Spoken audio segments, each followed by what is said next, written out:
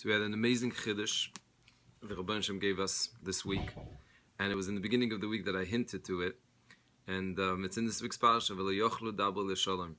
It says that the brothers couldn't speak to Yosef in peace. So I asked Akash Shalosh this last week. I said, Lo yochlu dabel l'shalom. First of all, this is the pasuk that expresses the incredible hatred that was the sinna, hatred that started already amongst the Jewish people, amongst the Shvatim, and it lasts until today. And it caused us a lot of grief and a lot of pain and a lot of historical tragedies, going down to Mitzrayim and everything else, the exiles, from the hatred. But wait a minute, the Torah says Lo yochlu. Lo yochlu means they couldn't. So what do you want from them? So I pointed out that this is why you have to do Shnai Mikveh Chatalkim. Look at the Unkelus. Unkelus says V'lo tzavi. They didn't want. So this is Halach Moshe Sinai. The Gemara says, wait a minute. So Moshe Rabbeinu brought down from Har Sinai that the brothers said they couldn't, but really they didn't want to. So I had a simple question, and I didn't see anyone ask this, but maybe I'm sure someone asked this question. Wait a minute. So why does the Torah should say so?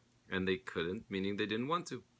So the answer is, we quoted Rav Tzadok. Rav Tzadok Coren says an incredible lesson. Rav Tzadok says that when a person has a test, it means he could do it. And that means if we have the test, and especially today, that we have to love each other, it means we could do it. And if that's what's going to bring the gula, to be able to say, to look positive at another person, that is something that we could do. And we can never decide that we can't. We have to assume we could. And when the Torah says, it means that the brothers decided they can't. Perhaps this, I think, Pasha Pshat, I think in the chiddush that the Rabbi Daniel gave us here, to understand what's going on, is because the Torah is telling us we are the ones that limit ourselves. When it comes to the chanuka, we're going to sit in front of the candles, and there's a mitzvah, the Chavas Yair says, in Kol Chaim, says you don't just light and you walk away. You should sit and sing and thank the Rabban Shalom. And I suggested also take out the old Bern Bam Sidurim they used to have Megillas Antiochus, the story of Chanukah. I don't know why articles took it out. I'm sure they asked someone, but it's kedai to bring it back, I think, because it's a part of a history of describing the wars and appreciating the wars. But I think the biggest chiddush is that the Chashmonaim and the Maccabim, if we were them, we would look at the army and say, forget about it. The elephants. It's not shaykh. We're going to walk away. Just imagine a few guys from yeshiva suddenly starting to do karate chops and everything else against the elephants. I mean, it looks somewhat ludicrous. Now, okay, maybe they didn't know how to use knives. I'm sure they did. But it was definitely against all odds. And they could have said, and maybe we would have said, we can't. And the Torah is teaching us, and Chazal teaching us, and the miracle of Chanukah is teaching us, we can. Rav Noach Maimon used to say such an amazing insight about himself. He said, if I knew this years ago, I would have known Shas. What was he talking about? He said, notice, when you start davening Chanukah, and you don't have a siddur in your hand for some reason, and you start saying, when you go through Chanukah's story, suddenly you realize that you know it. Wait a minute. You will never be able to say the whole thing by heart. Most of us. I won't.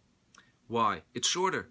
The answer is simple. Because Chanukah, with all the donuts and all the meals and all the parties, you say it about 25 times at least. 3 times a day, 8 days, many more times if you're eating a lot. And that shows us that, so Avner said, wait a minute, that means if I review something once a year for about 35 times, I will know it. That means if I would have decided this so clearly, I would have taken shas, and I would have said, I can. But I think I can't, because I don't know, I limit myself. The brain is fascinating. We have no idea. Even science still doesn't know how the brain works. The ikka is to sit in front of the candles and say the Maccabim taught us, the Chashmonaim taught us, the Kohanim Gedol taught us. We can, and never say we can't, because with the Rabban Shalom, like Chazal say, it's actually based on the Zoyam, Ein Dov Oimed B'fnei Ratzon. And the ikka is the Ratzon. And if you look at the Targum, it says V'lo tzavu. Tzvi, the name Tzvi means to want. You have to want, and the Rabban Shalom gives us Yad Dishmaya. And Avav should be Zoycha, that we should want enough to love each other, and to be able to look positive at each other, and to say we can love, and we can stop the hatred, and then Taka will see Mashiach Tzidkenu right now, Chanukah time, because this is a time, as I mentioned from Rav Tzadok Cohen, Taka, that to be able to, we said this over from Rav Schwab last week, that to be able to turn a midah does take a miracle. But miracles happen. Why? Because we have this chus, especially in this month, that the Rabban Shem is going to do us miracles, and He's ready for miracles. So if we want to change our nature and love each other, and stop looking at a negative eye, but rather the positive eye, and say positive things about each other, we will bring Mashiach Tzidkenu v'Meir v'Yameinu. Have a gewaldige Shabbos.